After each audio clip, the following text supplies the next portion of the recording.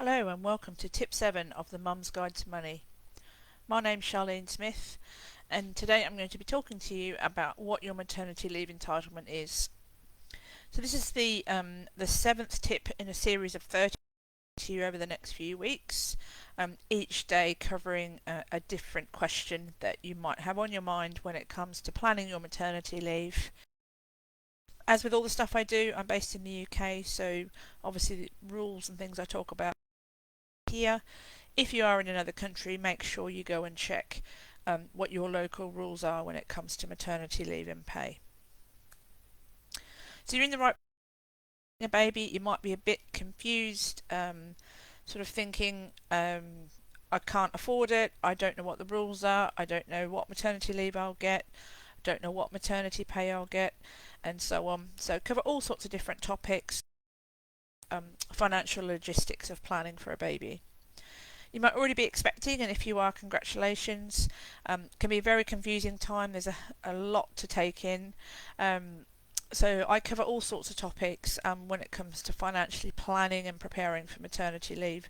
So all of those logistical things that you probably haven't thought about. I don't cover medical things, so I'm not a medical professional. Team of experts around you doing that. But I do cover off topics about sort of getting your money into yourself into the right money mindset for being a parent, because it is very different to just sort of having yourself to worry about. You might already be on maternity, all a bit of a shock, you're not quite sure what's happening, don't really have a plan, you know you're going to run out of money sometime soon, but you're just not quite sure when. So all of this advice is relevant for you. So yeah, make sure you stick with us and let's get started. Okay, so today I'm covering what maternity leave am I entitled to, and obviously the qualification rules, etc. around that. So I'm Charlene, I'm the author of the Mum's Guide to Money book. So I started writing I started writing a blog in the summer of 2020. Wasn't quite sure what it was going to take, and then it sort of morphed into a book over the last 12 months, and I managed to publish it in the summer of 21. So available from Amazon, but I'll talk to you more about that later in the video. And as I said earlier, it's all about financially planning and preparing for maternity leave. So what steps do you need to put in place to make sure you have all your questions answered, so you know what maternity leave you're entitled to, what maternity pay you're entitled to, what sort of time you can afford to have off, how much money you need, what you need to buy for the baby, and so on. So today's topic of what maternity leave am I entitled to. So the rules around maternity leave are covered by the law, so really important to remember that, especially if your boss is giving you a hard time. And that means that there's a formal set of guidelines or a framework for you and your employer to follow. So it protects you, it protects the baby, but it also protects your employer and gives them sort of a set of rules that they can follow, so they make sure they're treating everybody the same.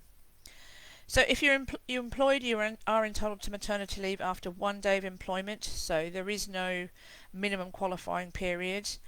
By its nature, maternity leave, when we use that word, we mean for women who are employed, and the reason for that is because maternity pay is paid for by the employer or the company. Okay, so what am I entitled to? So the maximum amount is 52 weeks. So I cover it a bit later on, but there are sort of other bits of leave that you can wrap around either end of maternity leave. But when we talk maternity leave, we mean that official 52-week period that sort of starts just before your due date, depending on when you've decided to start, but it must end after 52 weeks. Some take shorter than 52, and that's okay as well. So do I have to qualify for maternity? No, you just need to be an employee. So you own, even if you've changed jobs, day one of employment is enough. So as long as you're considered an employee, then you qualify straight away. So a bit of confusion. So I personally thought that you had to be employed for 6 months before you qualified, but remember that maternity leave doesn't actually mean you'll get maternity pay, so it's important that you keep that in front of your mind, especially if you've recently changed jobs.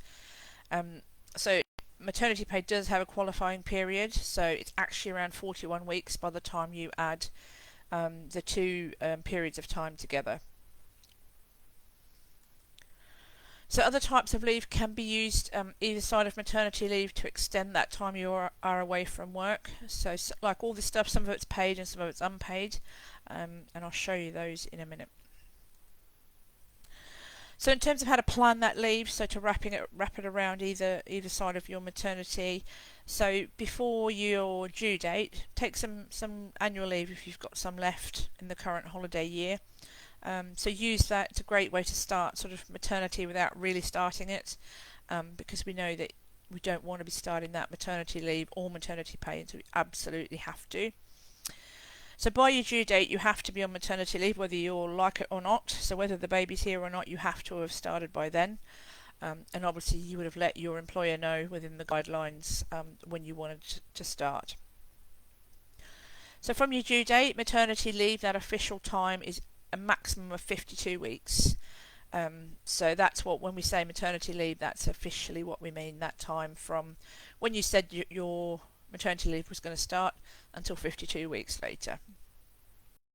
Once maternity leave is officially over, you then can take the holidays or annual leave that you've missed out on while you have been on maternity. So in a simple example, if you have been away from work for a whole year, you will have accrued a whole year's worth of holiday while you've been off. So depending on where you work and what country you're in, could be around the 6 weeks. So that's a whole another 6 weeks you need to take before you come back from work. So you can either take the days, or in some circumstances they might pay you out if they're desperate for you to get back into the office quicker, but you should at least have the option to take those days. Then something else worth looking into, which I had never really thought about myself because I didn't really know about it, was unpaid leave. So you do get around 4 weeks per year per child of unpaid parental leave. Don't have to take it, but if it's worth discussing with your employer if you think you might not be ready to go back to work after the 52 weeks. Especially relevant if you've potentially having a premature baby or they've been unwell and you're not quite ready. It's worth looking into if you can accommodate another month of not having any pay. So what's the benefit of all this? So when you consider other types of leave, you can extend your maternity up to nearly 3 months by adding all those small chunks of time onto your 52 weeks. Obviously depends on what holidays you'd normally get. So the minimum you should get is 20 paid days of holiday, but do check your work policies and terms and conditions, etc.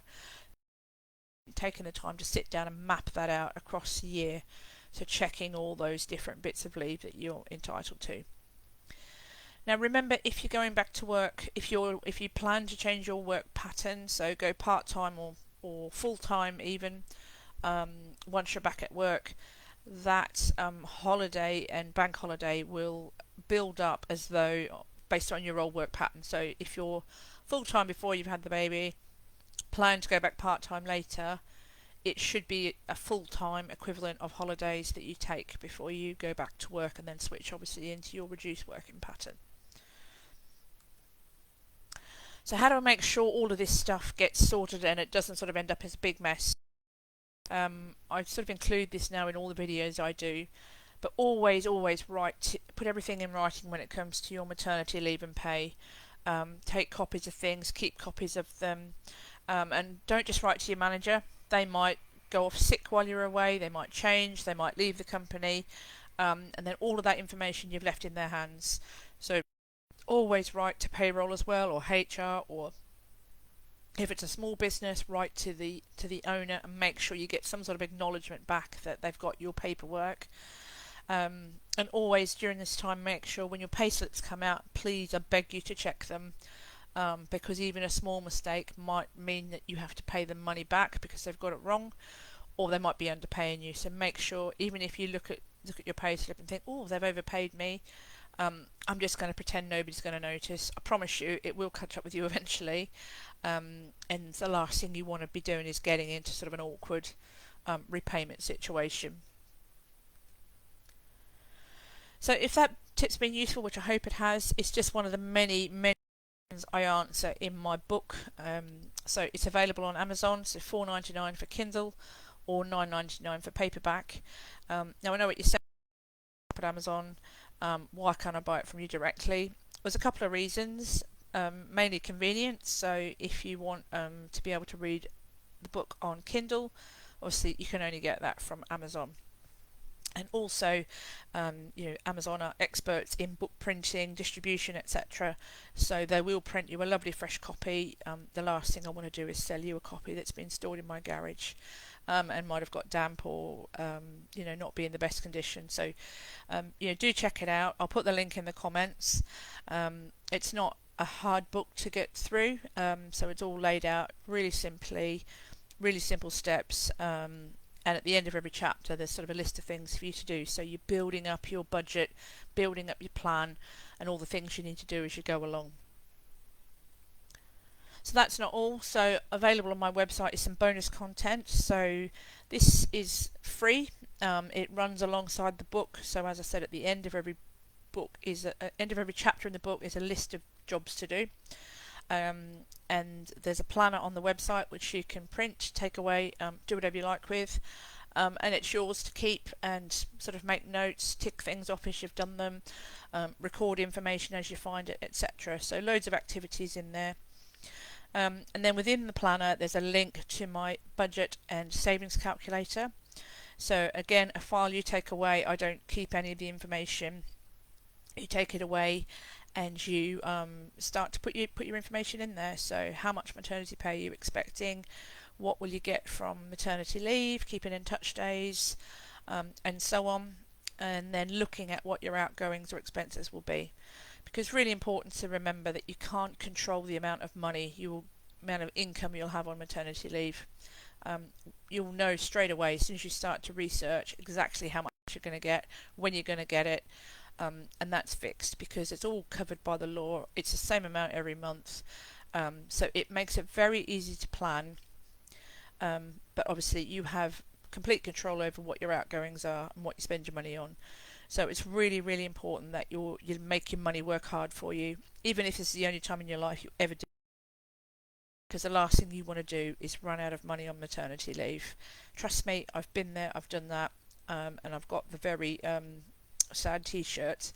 I've been forced back to work before I was ready. So you don't fall into that trap. Take the couple of hours to get a plan together and make sure you understand what's happening with your year or so.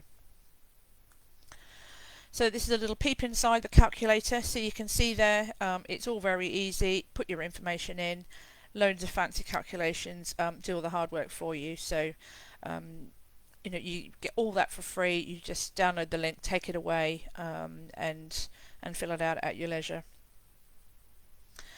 So inside the planner, these are the 10 topics I cover. They're also covered in the book, but it's just sort of the activities that go with the book. So questions like how long should I take for maternity leave? So loads of activities you can do to figure out maybe the answer to that question, because it's quite a tough one.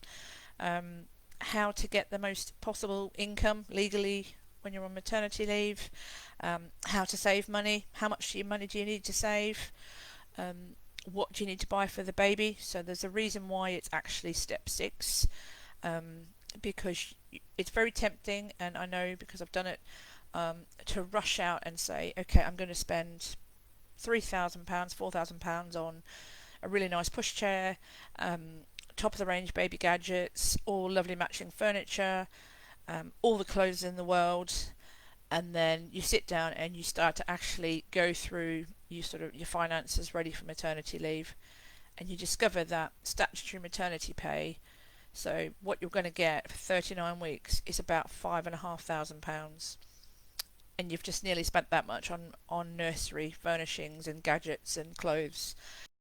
So do make sure you kind of do things in order. They're in an order for a reason. And the whole point is so that you're fully aware of what you can really afford, because you don't have to have the top of the range everything. The baby won't know. My kids are 9 and nearly 5 now, and trust me, they have no clue about where stuff's come from, how much it's cost, and whether or not it was the most expensive of whatever the item was. They'll never know. So do yourself a favour. So I hope today's tip's been useful. So as I say, it's number 7 in a series of 30. I am here most days, so sort of between 8 and 9 UK time. So make sure you come back tomorrow for my next tip. In the meantime, you can find me on social media or have a nosy around my website, or even better, spend £5 and buy my book, because it will help you get your maternity leave finances in order. Links in the comments, and I hope that's been useful. Thank you.